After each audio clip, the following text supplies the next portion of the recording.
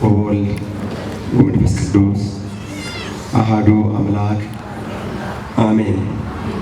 አምላካችን እግዚአብሔር በሰማይ በመላእክት በምድር በደቂቀ አዳም ዘንድ እንዲሁም በፍጥረታት ሁሉ የተመሰገነና የተከበሩ መምህራችን የደብረ መድኃኒት መድኃኔዓለም ቤተክርስቲያን የስብከተ ወንጌል ኃላፊ መምህር ቀሲስ ሰሎሞን፣ የተከበሩ የደብሩ የቅኔ መምህር ሄኖክ፣ ሁላችሁም እየማረጋችሁ ይህን መንፈሳዊ ጉባኤ ለመታደም በአሁኗ ሰዓት በባለቤቱ በራሱ በእግዚአብሔር ቤት የተሰበሰባችሁ አይሩግ ሕፃናት፣ ምዕመናን ወምዕመናት በልዑል እግዚአብሔር ስም እንደምን ሰነበታችሁ?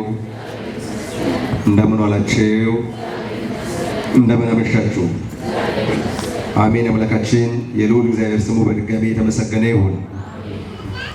መምህራችን በአጭር ደቂቃ ሰፊ ትምህርት አስተምረውናል። በድጋሚ ቃለ ሕይወት ያሰማልን። ለመምህራን ከዚህ የበለጠ አይነገርም፣ ከዚህ የበለጠም አይሰጥም። ቃለ ሕይወት የሚባለው በባለፈውም እንደተናገርኩት መድኃኒታችን ጌታችን ኢየሱስ ክርስቶስ ይህን ዓለም ለማሳለፍ በሚመጣበት ጊዜ እኛን ከሰማዕቱ እስጢፋኖስ ከመጥምቁ ዮሐንስና ከሌሎቹም ቅዱሳን ጋር ነው ምንድነው አይደል? በምኑ ያቆመን? በቀኙ ያቆመን። የሕይወት ቃል የምትባል ይህች ናትና የሕይወት ቃል ያሰማልን። እንግዲህ እኔ እንደሚገባኝ የአራት ቀን ተከታታይ ጉባኤ የተዘጋጀው በትናንት ዕለት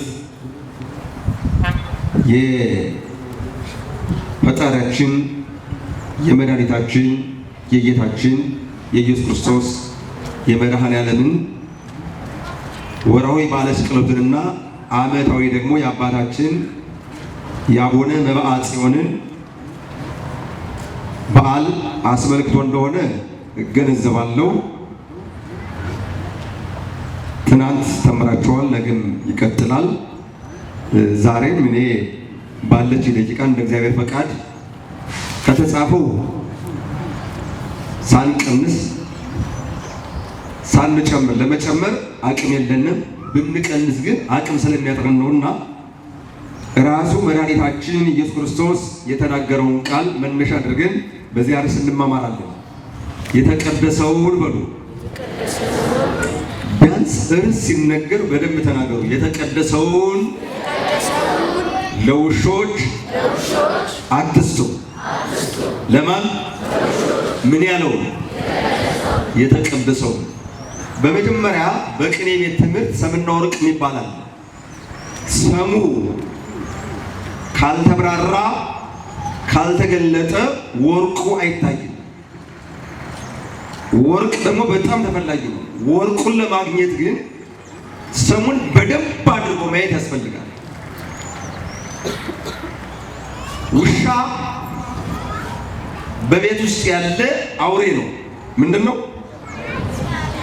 የሚኖር በቤት ውስጥ ነገር ግን አውሬ ነው። አይደለም የምትሉ ከሆነ እሺ፣ ወደ አንድ ሰው ቤት ስትሄዱ በሬ ይበላቸዋል? በግ ትበላቸዋለች? ውሻ በቤት ውስጥ ያለ ምንድን ነው? ለባለቤቱ ጠባቂና ንስሐ ነው። ለሌሎች ግን አውሬ ነው። ለሌሎች ምንድን ነው? አውሬ። አውሬ አንደኛ። ሁለተኛ ውሻ ልክስክስ ነው። ምንድን ነው? ምንድን ነው? ልክስክስ ነው። ልክስክስ ነው። ውሻ የማይበለው የለም አለ። እንደው ገጥሟችሁ አያውቅ እንደሆነ እንጂ ከሁሉ አፍንጫን የሚሰነጥቅ ሽታ የውሻ አስከሬን ነው። የሞተውን ሁሉ ጅብ ይበለዋል፣ አሞራ ይበለዋል፣ እራሱ ውሻም ይበለዋል። ውሻ ሲሞት ግን ቶሎ የሚበለው የለም። ታውቃላችሁ? ውሻ ለአሞራ ሳይቀር በጣም ያስጠላል። ውሻ ለጅብ ሳይቀር በጣም ያስጠላል። የውሻ አስከሬን ወይም የሞተ ውሻ ለሌላው ውሻ በጣም ያስጠላል። በጣም መጥፎ አስቡ ነው። ሶስተኛው ውሻ ሲታመም አይጣ ላይ ድረስ መጀመሪያ የሚነክስ ወይም የሚለቅፍ ጌታውን ነው፣ የጌታውን ከብቶች ነው፣ በቤት ውስጥ ያሉትን ነገር ነው። አሁን ሕክምና እየተገኘለት ነው። ድሮ ግን ሕክምና ባልነበረበት ሰዓት የባህል መድኃኒት አለ። የውሻ ከለባት በልማዳዊ አነጋገር የውሻ ከለባት ይባል ነበር ድሮ። አሁን የብዱ ውሻ ይባላል። ውሻ የለከፈው ሰው ከዚያ በሽታ እድናለሁ ብሎ የሚጠጣው መድኃኒት አይጣ ላይ ድረስ እግዚአብሔር እንደዚያ ካለ ነገር ያድናችሁ ይጠብቃችሁ። እጅግ አይጣ ላይ ድረስ ሰው ለመዳን የማያደርገው ነገር የለም። ያን መድኃኒት የሚወስድ ሰው 24 ሰዓት ሁሉ ነፍሱን ያውቀው ይራጋል። በጣም መጥፎ። አንድ የታመመ ውሻ አንድ ሌላ የቤት እንስሳ ቢነክሰው ወይም በሬውን ወይም ላሟን ሊሆን ይችላል። ያ በሬ እስከሚሞት ድረስ 24 ሰዓት ያጓጉራል። ምን ይላል? ያጓጉራል። ከዛ በኋላ ይሞታል። የታመመ ውሻ የለከፈው በሬ ከሞተ በኋላ ሰዎች ቢሆኑ ሰዎች ይታመማል፣ ይሞታል። ለምሳሌ ንፋት የሚባል አለ። ታውቃላችሁ አይደል? ንፋት ክረምት ላይ ነፍቶ ይገድላል። ዋዥማ የሚባል አለ፣ ማገጥ የሚባል አለ። ከብቶች ያን በልተውት ቢሞቱ ስጋቸው ቢበላ ምንም ችግር የለው፣ አይገድልም፣ አያምንም። የታመመ ውሻ የለከፈው ከብት ከሆነ ግን የዚያ ከብት ስጋ አይበላም። ምክንያቱም ያን ከብት የበላ ሰው በቀጥታ ይታመማል፣ ይሞታል። ውሻ ባልተጠረጠረ ሰዓት የሰማችሁ፣ ባልተጠረጠረ፣ ባልተገመተ፣ ባልታሰበ ሰዓት እንደው ከዚህ ተኝቶ የነበረው ውሻ ሳይታሰብ ሰውን ነክሶ ይሄዳል። በተለይ የውሻን ጠላትነት ማን ያውቀዋል አላችሁ? ተማሪ ያውቀዋል። ማን ያውቀዋል? ሞኝ ውሻው ነው ከኛ ላይ ይቷል። አይቶ ዲው እንዴት መጫወቻ በጀን ሆላል ተብለከ ሞኝ ውሻ ጭራሽ ቀና ብሎ ውሻ ከተማሪ ላይ ይቷል። ታረኔ ከሁሉ ምንድነው የማትወድ ካላችሁ ከዱር አራዊት እባብ መኪና ላይ ያንበሳስ ይላል። ስዕሉ ደስ ይላል። እኔ ያንበሳስ ደስ ይለኛል። ደስ ይላችሁ? ከፊት ከመጣ ግን አይጣ ላይ ድረስ ቀረብ ሲል አይጣ ላይ ድረስ አንበሳን የሚያሸንፈው የለም። ነብርም ደስ ይላል። እባብ ግን ቴሌቪዥን ላይ ሳይሆን እራሱ ደነግጣለሁ። ቴሌቪዥን ላይ በጣም መጥፎ ነው። የመጀመሪያው ጥንተ ጠላታችን ነው ማለት እንደው በራሱ በእግዚአብሔር አንደበት የተረገመ ማን ነው ካላችሁ እባብ ነው። በራሱ በእግዚአብሔር ቃል በቃል እግዚአብሔር ቃል በቃል የረገመው ጥረት ነው። ከቤት ደግሞ ቅድም እንዳልኳችሁ ውሻ ነው አላሳይም እንጂ ውሻ እንዴት አድርጎ እንደበላኝ ያው በትንሣኤ ዘጉባኤ ካልሆነ የማይጠፋ ለምሳሌ በትንሣኤ ዘጉባኤ እንግዲህ ያው ጊዜ እሱ ያውቃል። በጣም ሳይታሰብ እዚህ እንጀራ እየሰጣችሁት የሚበላው ነገር እየሰጣችሁት ሳይታሰብ ነፍሳችሁ ሊሄድ ይችላል። ውሻ ስንል እርሱን ተናግሬ ጥቅሱን አልተናገሩም። የማቴዎስ ወንጌል ምዕራፍ 7 ቁጥር 6 ላይ ይሄ ቃል ያለ ቃሉን የተናገረው ራሱ ክርስቶስ ነው። የተቀደሰውን ለውሾች አትስጡ። እሱ ራሱ የውሻን ጠባይ ውሻ ምን እንደሆነ በዝርዝር እሱ ራሱ ተናግሯል፣ አስረድቷል። የውሻ ክፉ አንዱ ጠባዩ በጣም የሚያጸይፈው ወደ ጥፋቱ ይመለሳል። ወደ ምን ይመለሳል? ወደ ጥፋቱ። መጽሐፈ ምሳሌ ምዕራፍ 26 ቁጥር 11 አሁን በጠቀስኩት ጥቅስ በብፁዕ ቅዱስ አቡነ ተክለ ሃይማኖት ዘመነ ፓትርያርክነት ከታተመው መጽሐፍ ላይ መጽሐፈ ምሳሌ ምዕራፍ 26 ቁጥር 11 ብያለሁ። በብፁዕ ቅዱስ አቡነ ጳውሎስ ዘመነ ፓትርያርክነት በታተመው መጽሐፍ ላይ ደግሞ መጽሐፈ ምሳሌ ሳይሆን ተግሳጽ ምዕራፍ 2 ቁጥር 11 ላይ የሚጠቅሰው። ለምን ብትሉ የሶሎሞን መጽሐፍ በሊቃውንቱ ትንታኔ 5 ናቸው። መጽሐፈ ምሳሌ፣ ተግሳጽ፣ ጥበብ፣ መክብብና መኃልየ መኃልይ 5 ናቸው እና ተግሳጽ ተጨምሮ ነው። በዚያኛው በድሮ ግን በአንድ እንትን ነው አይደል? በአንድ እንትን ነው እና ሁለቱንም የነገርኳችሁ መጽሐፉ በዚያ ቢከፈል ሶሎሞን የተናገረው እና ከዚያ ላይ ምን ይላል?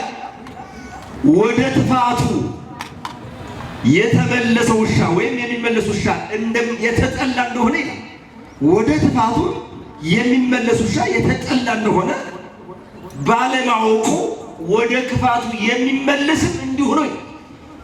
አሁን እዚህ ላይ በደንብ እየሰቀጠበን እንደሆነ እንማረው። አማርኛው አይመችም፣ ለሊቃውንቱ አይምሮ ለእናንተ የበሽታ ክፉ ገጥሟችሁ ሊሆን ይችላል። እኔ እዚህ ውጭ መናገር አልፈልግም። ጥሩ ማለት ነው።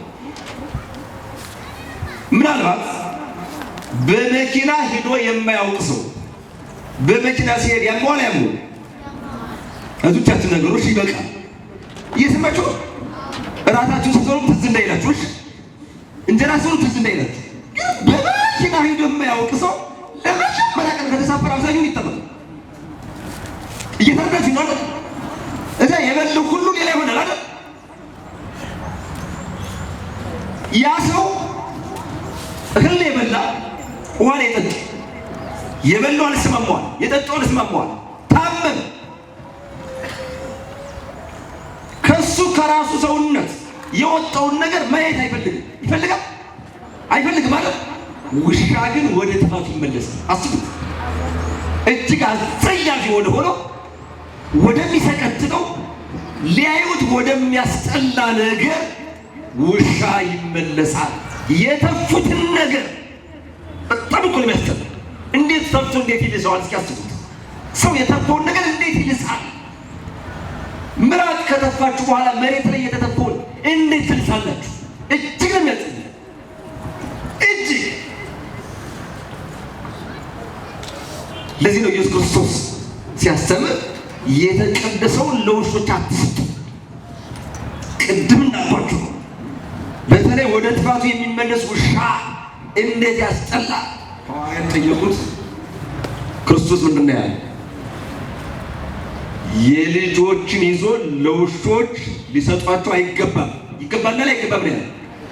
የልጆችን ለምሳሌ የእናንተን አላውቅም፣ የከተማ ልጆች ስለሆናችሁ እኔ ሕፃን በነበርኩበት ሰዓት ስታዘዝ እንዲህ ካሉ ልጅ የማደርግልን አታውቃትም። እንጨት ለቅመህ ሰብስበህ ካመጣህልኝ ውሃ ካመጣህልኝ የማደርግልን አታውቃትም እባላለሁ። እናንተ ትባላላችሁ አትባሉ? ከመጀመሪያው እንጨት አለቁም። እናንተ ውሃ አትቀዱ፣ እግርም አታጥብ፣ እጅም አታስታጥብ። ያ ግን ያደግነው ገጠር ነው። ከዛ በኋላ ያችን እንጨት ሰብሬ ለቅሜ ከወሰድኩ ቂጣ ይጋገራል። ከዚያ በኋላ በተልባ ይታሻል። ልዩ ክሮል ቅቤ ያለበት አይጣፍጥም? ያለ ውሻ ይገባል አይገባው? ይገባል አይገባው? አይገባው። ሞት ይሻላል። ያን የመሰለ ጭብጦ ያን የመሰለ ዳቦ እንዴት ነው ውሻ ይገባል? አይሰጠው። ፍርፋሪውን የሚያገባሉ ብላ ራሷን ውሻ አደረገች። በትህትና ማለት ነው።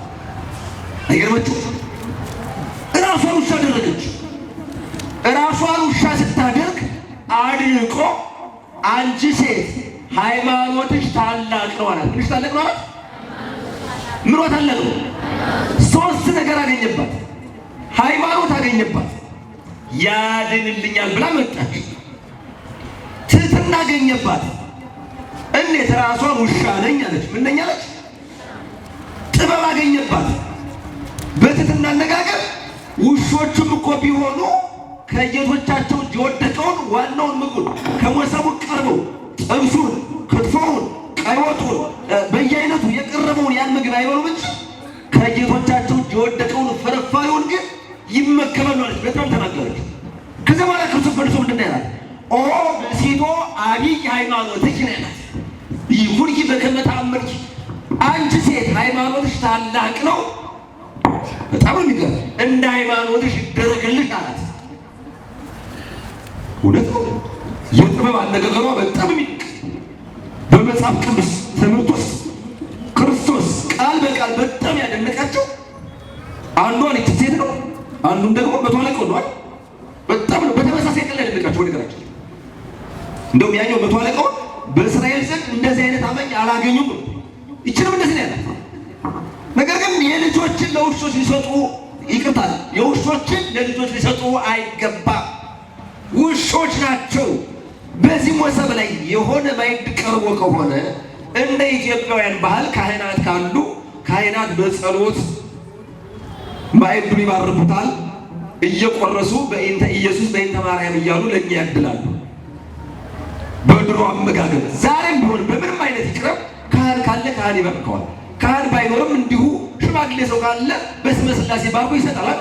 ሽማግሌ ካለ ማይድ ይሁን እንጂ በምንም አይነት ደረጃ ቢሆን ውሻ ከሰው ጋር አቀርቦ ሊበላ አይገባውም። ምክንያቱም ውሻ በግልጽ ወዳችሁ ጠባይ ውሾች የተባሉ እነማን ናቸው? አንደኛ ውሾች የተባሉ አይሁድ ናቸው። እነማን ናቸው? መዝሙር 21 ቁጥር 16 አገቱኒ ከለባት ብዙሃን ይላል። ብዙ ውሾች ከበቡኝ አለ ኢየሱስ ክርስቶስ። እንግዲህ መዝሙር 21 በቀጥታ በቅዱስ ዳዊት ቃል የተነገረ ቢሆንም የተነገረው ስለ ኢየሱስ ክርስቶስ ነው። ስለማን ነው? ስለ ኢየሱስ ክርስቶስ ነው። ክርስቶስ በተሰቀለበት ቀን አይሁድ ዙሪያውን ከበቡት። ምራቅ የሚተፋበት አለ፣ በጥፊ የሚመታው አለ፣ በእርግጫ የሚመታው አለ። በባለፈው በተቻለ መጠን የተወሰነውን ተናግሬያለሁ። ዙሪያውን የከበቡት አይሁድ አስቀድሞ በዳዊት ትንቢት አናግሮ አይሁድ እኮ ሰዎች ናቸው። በይሁዳ አይሁድ ተብለዋል። ይሁዳ የያዕቆብ ልጅ ነው። እንደው ልዩ ትንቢት የተነገረለት ይሁዳ ማለት ተአማኒ እግዚአብሔር ማለት ነው። ምን ማለት ነው? ተአማኒ እግዚአብሔር፣ በእግዚአብሔር የሚያምን ማለት ነው። በይሁዳ አይሁድ የተባሉት እኒያ ክፉዎች አይሁድ ግን ስማቸውና ግብራቸው አልተገናኘም። ዙሪያውን ክርስቶስን እንደ ውሻ ከበቡት። ሰዎች ናቸው። ልብስ ለብሰዋል። እንደኛ እጅ አላቸው፣ እንደኛ እግር አላቸው። ምንም ቢሆን ቤተ ክርስቲያኒቱ ከኢትዮጵያዊነት ቅንጣት ታክል ክብር አትቀንስ። ሰዎች በሶስት ነገር ሲመጡባችሁ ተው በሏቸው። በሶስት ነገር ሲመጡባችሁ ተው በሏቸው። አንደኛ እንደ ስነ ፍጥረት በሰውነታችን እንደምን እንደ ስነ ፍጥረት በሰውነታችን አጠቃላይ ፍጥረታት 22 ናቸው። በቁጥር ከ22 ስነ ፍጥረት እኛ ምንድን ነው የምንባል? ሰው ነው የምንባል አይደል? እንደ ስነ ፍጥረት በሰውነታችን አትምጡ። ሁለተኛ እንደ ሃይማኖት ይሰማችኋል። ሁላችሁ ይሰማል አይደል? እንደው መምህር ሰሎሞን ኋላ በደንብ ይነግሩልኛል። እንደ ሃይማኖት በጥንታዊቷ በሐዋርያዊቷ በታሪካዊቷ ብሔራዊት በሆነች በነበረች ብዬ አልናገርም። በኦርቶዶክስ ተዋህዶ ሃይማኖት አትጡብን። ሶስተኛ በኢትዮጵያዊነት አትጡብን። ይበቃል። አይበቃም? በሰውነታችን ካልመጣብን፣ በሃይማኖት ካልመጣብን፣ በኢትዮጵያዊነታችን ካልመጣብን የሚያስቸግር ነገር አለ? ያስቸግራል። መለኪያችን ይሄ በስነ ፍጥረት ሰዎች ነን። እንዴት? እግዚአብሔር በአርአያውና በምሳሌው የፈጠረ በአጠቃላይ ሰው የሚባለውን ሁሉ። በሃይማኖት የኦርቶዶክስ ተዋህዶ ክርስትና ተከታዮች ነን። በክርስቶስ ክርስቲያን ተብለናል። ክርስቶስ ማለት እግዚአብሔር ቃል ሰው ሲሆን የወጣለት ስም ነው። እግዚአብሔር ሰው ሲሆን ማን ተባለ? ማን ተባለ? ክርስቶስ ተባለ። ኢየሱስ ተባለ። ማን? እግዚአብሔር ቃል ሰው ሲሆን ዓለምን የፈጠረ አምላክ ዓለምን ለማዳን ሰው ሲሆን ክርስቶስ ተባለ። እኛ ደግሞ ማን ተባለ? ክርስቲያን ነው። ይህን ስም በፍጹም በፍጹም በፍጹም በፍጹም የተዋህዶ ስም ነው።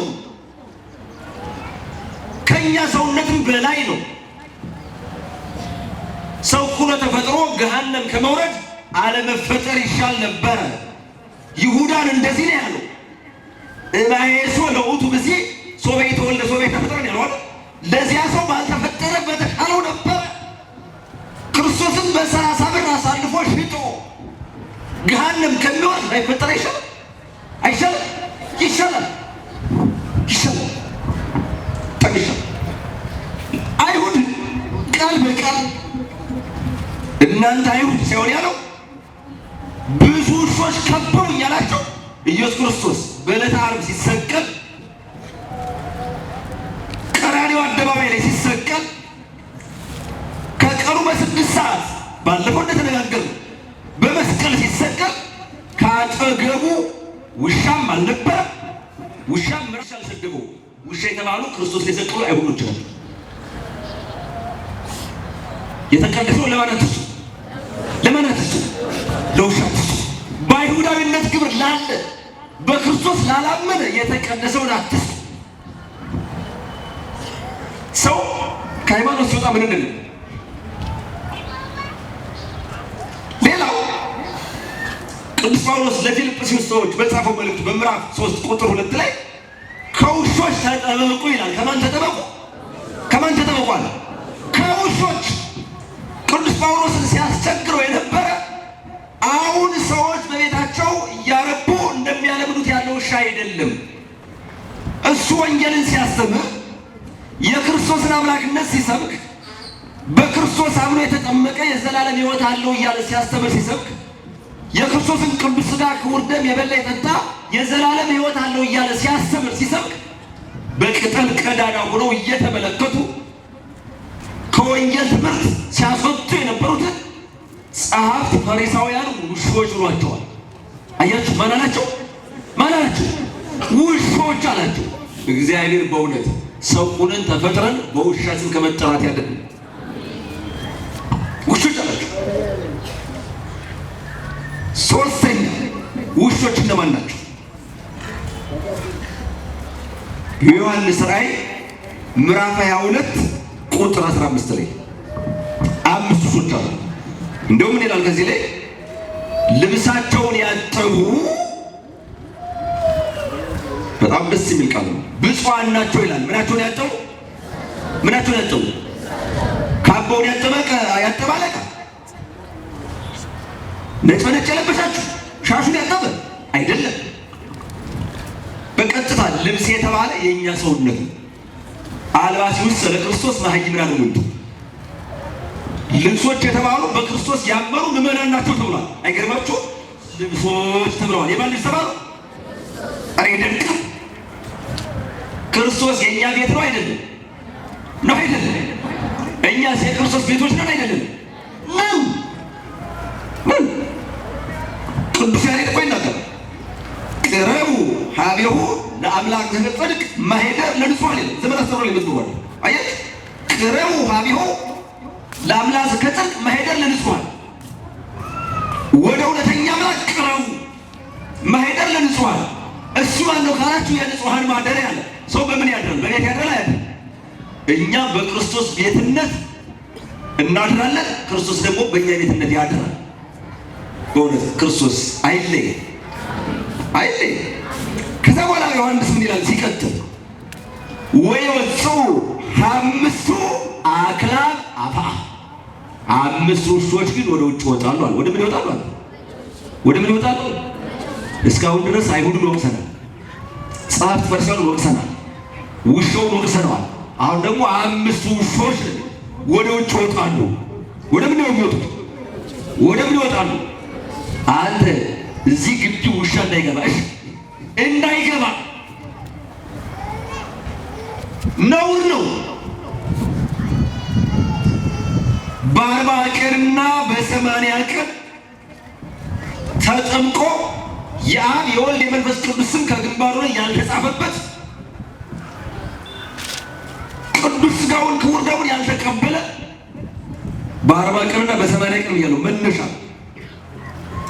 ማተብ ያላሰረ ስመ ክርስቶስን የካደ የማይጠራ ከዚህ ግቢ እንዳይገባ ይችን ግቢ ስላችሁ አሁን የቆምንባትን የመድኃኔዓለም ቤተክርስቲያን ብቻ አይደለም፣ በአጠቃላይ በመላው ዓለም ካሉት የኦርቶዶክስ ተዋሕዶ ቤተክርስቲያን ውስጥ ውሾች ሊገቡ አይገባቸውም። እየሰማችሁ ነው። አሁን ከዚህ መካከል ውሻ አለ የለም ነው ጥያቄ። አለ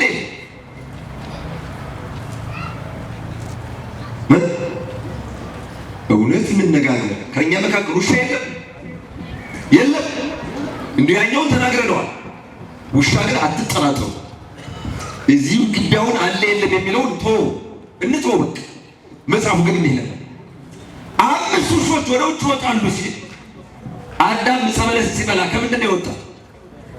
ከምን ወጣ? ከገነት ወጣ። ሳጥናኤል ሲክድ ከምን ወጣ? ከመንግሥተ ሰማያት ወጣ። ከኢየሩሳሌም ሰማያዊት ዲያብሎስ ወጣ። እግዚአብሔርን ሲክድ ዲያብሎስ ወጣ። አዳም ደግሞ የዲያብሎስን ምክር ሰምቶ ዕፀ በለስን ሲበላ ከምን ወጣ? ከገነት ወጣ። ከዚህ ላይ ደግሞ 5 ሰዎች ወደ ውጭ ወጣሉ። ከምን ቤት ከተባለችው ከገነት ቤት ከተባለችው ከገነት ቀጥላ ከምትወረሰው ከመንግሥተ ሰማያት ወደ ውጭ ወጣሉ። ወደ ውጭ ወጡና እጅና እግራቸውን ታስረው ወደ ገሃነመ እሳት ይወረወራሉ። በዚያ ውስጥ ደግሞ ጥርስ ማፋጨት፣ ጽኑ ልቅሶ፣ ጨለማው ጽኑ የሆነ ሰዎች ከገቡ የማይወጡበት ትሉ የማያንቀላፋ እሳቱ የማይጠፋ ቅዱስ ጎርጎርዮስ ዘኑሲስ ሃይማኖተ አበው ምዕራፍ 37 ላይ እንደተናገረው ወደ ውጭ ወጣሉ። 2 ተቀብሎ 2 አትርፎ 4 አደረገ። 5 ተቀብሎ 5 አትርፎ 10 አደረገ። አንድ የተቀበለውን ቀብሮ ያስቀራት እጅና እግሩን አስራቸው ወደ ሌተባለ ወደ ጨለማ ቦታ ጣሉት። ወደ ሌተባለ ጣሉት። አሁን 5 ሰዎች ወደ ውጭ ወጣሉ። አንደኛ እለስራ ይላል። 5 ሰዎች የተባሉ እነማን ናቸው ካላችሁ አስማተኞች ይላል። ምኖች? አስማተኞች ስር እየማሱ ቅጠል እየበጠሱ ገዳይ መርዝ እየቀመሙ ለሰው የሚሰጡ ያ መድኃኒት አንጀቱን ቆርጦ ሆድን በጥብጦ የሚገድል የሰው አይምሮ በትክክል እንዳያስብ የሚያደርግ ሴት ልጅ ለትዳር እንዳትበቃ የሚያደርግ ወንድ ልጅ ለቁም ነገር እንዳይበቃ የሚያደርግ ነጋዴ ነግዶ እንዳያተርፍ የሚያደርግ ገበሬ በአግባቡ አርሶ ምርቱን እንዳያመርት የሚያደርግ ክፉ የአስማት የጥንቆላ ስራ አለ። እነዚህ ምን አላቸው? ዮሐንስ በላይ ውሻ አላቸው። አስማተኛና ጠንቋይ ምንድን ነው? ምንድን ነው? ውሻ ነው። ወደ ውሻ ቤት ትሄዳላችሁ? ትሄዳላችሁ? እንዴት አንተ ወደ ውሻ ቤት ትሄዳለህ? ወደ ታመመ ውሻ ቤት ትሄዳለህ? አይደለም እንዴት ትሄዳላችሁ? ጠንቋይ ደግሞ የሚኖረው እኮ በጥበብ እኮ ነው። በጥበብ ሁለተኛ ቀታልያን ይላል። ሁለተኞቹ ዮሐንስ በራዩ እንግዲህ ያው መምህራን እንደምታውቁት ከዮሐንስ ራእይ በኋላ መጽሐፍ ተጽፏል አልተጻፈም? ዮሐንስ ራእይ የመጨረሻው ከሱ በኋላ የተጻፉት መጽሐፍ ማለት ይሄ ምዕራፍ። ሁለተኛው ነፍሰ ገዳዮች ይላል። ምኖች? ነፍሰ ገዳዮች። ነፍሰ ገዳይ እየሰማ ነው አንተ? ይኸው የኢትዮጵያ ኦርቶዶክስ ተዋሕዶ ቤተክርስቲያን ብቻ ሳይሆን ዓለም የተቀበለው ከ1 ቢሊዮን በላይ ሕዝብ ኦርቶዶክሳውያንም ካቶሊካውያንም ፕሮቴስታንቱ የተቀበለው በዓለም ታላቁ መጽሐፍ ቅዱስ። መቼም መጽሐፍ ቅዱስ ውሸት ነው የሚል ክርስቲያን የለም አይደል? የዶክትሪን ልዩነት እንዳለ ሆኖ ታላቁ መጽሐፍ ያው ደግሞ ጸሐፊው ማን ነው? ዮሐንስ ወልደ ነጎድጓድ። ዮሐንስ ወልደ ነጎድጓድ ደግሞ መድኃኒታችን ኢየሱስ ክርስቶስ በዕለተ ዓርብ ሲሰቀል 10 ሐዋርያት ሲሸሹ፣ ቶማስ ሲሸሽ፣ ጴጥሮስ ሲክድ፣ ሌሎቹ ሲበተኑ ከድንግል ማርያም ጋር ከእግረ መስቀሉ ያልተለየው ለይቶ እኮ ዘያፈቅሮ እግዚኦስ አይደል የሚለው? ዮሐንስ ፍቅረ እግዚአብሔር የሚባለው ማቴዎስ ነው የወደው እንዴ? ይወደው እኮ ቶማስ ነው የወደው፣ ሌሎቹን እኮ ወዳቸዋል። ግን እሱ የተለየ ሰው ለኢየሱስ ክርስቶስ ልዩ የሆነ ባለሟሉ ልዩ የሆነ ወዳጁ የተባለ እንዲሁ ቅዱስ ያሬድ እንዲህ ይለዋል፣ ባሕረ ጥበባት ይለዋል። አበልሳናት የጥበባት ባሕር አበልሳናት ያንደበት አባት። በጣም ነው የሚገርመው። ልዑለ ስብከት ስብከቱ ትምህርቱ ከፍ ያለ መጥቆ የሄደ ቀዳሚው ቃል ስለተናገረ ማለት ነው። ያ ቃል እዚህ በለጠ ቃል አለ። ያ ቃል ቀዳማዊ ነው። ያ ቃል እግዚአብሔር ነው ብሎ ስለተናገረ ንስር ሰራሪ ልዑለ ስብከት ወደ ሰማይ መጥቆ ሂዶ የረቀቀውን ነገር በሚገርም ሁኔታ የሚተረጉም የሚያብራራ ዮሐንስ ነገሩን ቅሱም በጽኦ መለኮት እነሆ ዮሐንስ ወንጌላዊ ትምህርቱ በመለኮት ጨውነት የጣፈጠለት። ኧረ እንዴት ብዬ ልናገረው? ይህ ወንጌላዊ ወንጌልን ጽፏል፣ መልእክታትን ጽፏል፣ ቅዳሴን ጽፏል፣ ራእዩን ጽፏል። ራእዩን ሲጽፈው በተመስጦ የሰማይ መንግስት እየታየው የመንግስት ደሴተ ፍጥሞ ላይ ሆኖ የሰማይ መንግስት እየታየው አካል ከሉና ተገለጸለት። ሥላሴ በአካል ሶስት በመለኮት አንድ እንደሆኑ ተገለጸለት። ማር ዮሐንስ ወልደ ነጎድጓድ። ከዚያ በኋላ የሰዎችን ጠባይ ሲገልጽ ምን አለ? አምስቱ ሰዎች ወደ ውጭ ይወጣሉ ብሎ ወደ ገሃነም ይገባሉ የሚባሉት ሰዎች ቅድም እንዳልኳቸው አንደኛው አስማተኛ ነው፣ ሁለተኛው ነፍሰ ገዳይ። ነፍሰ ገዳይ ሰውን የሚገድል ሰው ነው፣ ውሻ ነው። አሰበ ፈጥረን አንናገርም። የክርስትና ትምህርት በባህሪው አጠቃላይ ርኅራኄ ነው። እውነት ለመናገር መምህራኑ ወደ መምህራኑ የምዞርበት ስለምታግዙ ነው። በመጽሐፈ ምሳሌ ምዕራፍ 19 ቁጥር 17 ላይ አንድ የሚገርም ቃል አለ። ለድሃ የሚያበድር ለእግዚአብሔር ያበድራል ይላል። ለምን ያበድራል? አይገርማችሁ? አሁን እግዚአብሔር መጥቶ እንጀራ ስጠኝ ብሎ እንዲላሉ እንደሚላል ለድሃ የሚያበድር ለምን ያበድራል? ለእግዚአብሔር ያበድራል። የክርስትና ትምህርት ባህሪው ይሄ ነው። ትህትና ነው፣ ትዕግስት ነው፣ መከባበር ነው። አብረን እንብላ፣ አብረን እንጠጣ። መጨረሻ ላይ ደግሞ ፍርዱን ለእግዚአብሔር እስከ መከር ድረስ አብረው ይቆዩ ነው። በቀጥታ ነፍሰ ገዳይ በዚያም ይሁን ክርስቲያንም ነው ሌላም ነው ነፍስ የሚገድል ካለ እሱ ምንድን ነው? ውሻ ነው። ውሻ። ሶስተኛው ዮሐንስ ከዘረዘራቸው ዘማውያን ይላል። እግዚአብሔር አምላክ ከዚህ ድንን የሰወረ ዝሙተኞችን ምን አላቸው? ውሻ አላቸው። ዝሙት ማለት ምንድን ነው? በሌላው አውድ እንደያው ይተረጎማል። ከዚህ ላይ ግን ዝሙተኛ ማለት በቀጥታ ቅድመ ጋብቻ የሚፈጸም ዝሙት ነው። ከጋብቻ በኋላ ከሚስቱ በላይ የሚሄድ ሰው ዝሙተኛ፣ ከባሏ ውጭ በምትሄድ ዝሙተኛ ናት። ስለዚህ ከሚስቱ በላይ ከሄደ ይሄ ሰውዬ ምንድን ነው? ተናገሩት። ምንድን ነው? አትናገሩም። ምንድን ነው? ከሚስቱ በላይ ከሄደ ምንድን ነው? የተቀደሰው ነው። ሻይ ገባ አይገባም። ከባሏ በላይ ከሄደች ምንድን ናት? ባል ሳታገባ ከዘሞተች ምንድን ናት? ሚስት ሳያገባ ከዘሞተ ምንድን ነው? ውሻ። አደራችሁ ይሄን ፊታችሁ ላይ ያስቀምጡት። እሺ በቃ ፈተና ቢገጥማችሁ ፊታችሁ ላይ ያስቀምጡት። እንዴት ውሻ ሆናለሁ? ለውሻ መስቀል አሳልመው ነው አላሳልመው? አይኔ አሳልመው በፍጹም ውሻ እንኳን መስቀል ያሳልሙት እንደው እንዴት ይታሰባል? በፍጹም ውሻ የተቀደሰው ነው። እሶች ይገባቸዋል? አይገባቸው። በተለይ ዝሙተኞች የሀገራችን ችግር ማለቂያ የለው። ፈረንጆች አይጦችን አሰልጥነው ሩጫ ያወዳደራሉ። እኛ እስካሁን ድረስ ባለንበት እኮ ነው ያለ። ወይ ወደ ኋላ እንሄድ ወይ ወደ ፊት እንሄድ። በቀኝም ቀጥ በግራም ቀጥ አለ በሬ ገዙ ሰዎች አይደለም። ባለንበት ዘመን የማይመጥን ንግግር፣ የማይመጥን ውይይት፣ የማይመጥን ጥላቻ ይመጥናል ወይ? አይመጥንም። ልንገራችሁ፣ ጠላት ከፈለግን እኮ እኛ ግብፅን የሚያክል ጠላት አለን። የሰማነው ማንን የሚያክል? ግብፅ እኮ ለእኛ ፈርዖን ናት አይደል? ተሳስቼ ከሆነ አድርጉኝ። የሚታረማል ግብፅን የሚያክል ጠላት እኮ ለእኛ። እንዴት እኛ ለእኛ ውሻ እንሆናለን? እኔ እኮ የመጣው ሰዎች አላቸው ብዬ ነው። እውነት ነው፣ ሳይሆን ያገኙት አልጠራጠርም። እውነት ነው፣ ምንም አልጠራጠርም። በምንሄድበት ሁሉ ሰው ነው ማግኘት ያለብን። እየሰማችሁ ነው። እንኳን በኢትዮጵያ በመላው ዓለም ስንሄድም እግዚአብሔር አምላክ ሰው ያጋጥመን፣ ሰው ይስጠን።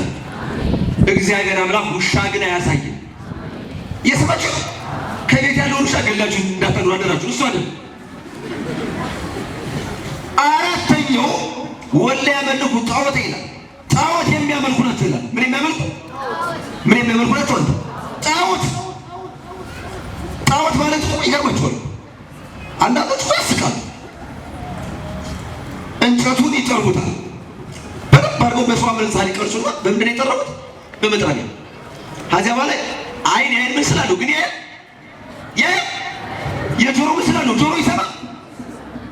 በዱላ መተው አረ ይላል። አይኑ ልጅ በተነቆረ አረ አይን ይላል። እግር አለው። እግሩ እንደው ምን ብዬ ልናገር? ጥፍሩ ያድጋል። ደም አለ የለው? አቁመው ይሄን የፈጠረን ብለው የሚሰግዱ ነው። እግዚአብሔር አምላክ ከዚህ ያለ እነዚህ ሰዎች ናቸው ውሻ ናቸው? ውሻ ናቸው። አምስተኛው ላይ የመጨረሻው ወላይ ገብሩ ግብረ ሐሰት የሐሰትን ስራ ሁሉ የሚሰሩ የምን ስራ የሐሰትን ስራ። እሱ ተገረፈ፣ እሱ ተዘረፈ፣ እሱ ተበደለ፣ እሱ ተገደለ እንደተባለው ማለት ነው። የሐሰትን ስራ ሰዎች ቁመን አንኖርም፣ ሞኝ አትሁኑ። በዚች ምድር ላይ ማንም ቁሞ አይኖርም። በየዕለተ ሰንበቱ፣ በየሰርክ ፕሮግራሙ፣ በየሰንበት ትምህርት ቤቱ ስሙ። የቤተክርስቲያናችን ትምህርት እንኳን ሀገር አቀፍ ዓለም አቀፍ ተቀባይነት ቢያገኝ ኑሮ እኛ ኢትዮጵያውያን አውሬ ሳይሆን መላእክት ነበር ምኖር። አንሆንም። እውነት እንደ ማይላታችን እንደ ቅዳሴያችን እንደው እንደ ስብከተ ወንጌሉ ሰውን ከአውሬነት ወደ ሰውነት አይቀይርም። የተቀደሰውን ለማለት ለውሾች አትስጡ። ወስብሐት ለእግዚአብሔር። ይቆይ።